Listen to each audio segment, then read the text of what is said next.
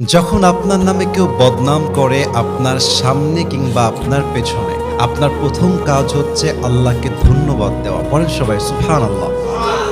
কি সুন্দর কথা আল্লাহ তাআলা বলছেন, খুব খেয়াল করবেন। আল্লাহ বলছেন, সবর ধারণ করো তাদের কথার ব্যাপারে যারা তোমার ব্যাপারে বদনাম করে। এর কারণ আমি আল্লাহ জানি তারা যা বলছে সত্য নয়, বরং তুমি হচ্ছ আসল সত্যবাদী। তুমি সেই অন্যায়টা করো নাই।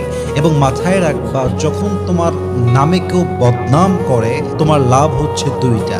এক, তোমার সমস্ত গুনাহ তাদের আমলনামায় চলে যাবে এবং তাদের সমস্ত সওয়াব তোমার আমলনামায় চলে আসবে। সুবহানাল্লাহ।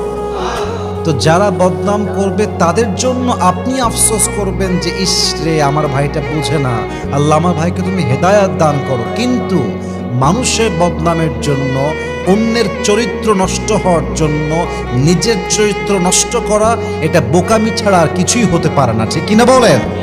অতএব আজ থেকে বদনাম করলে নারাজ হবেন না, মন ছোট করবেন না, ভরসা রাখবেন এক সত্তার উপরে, তিনি কে?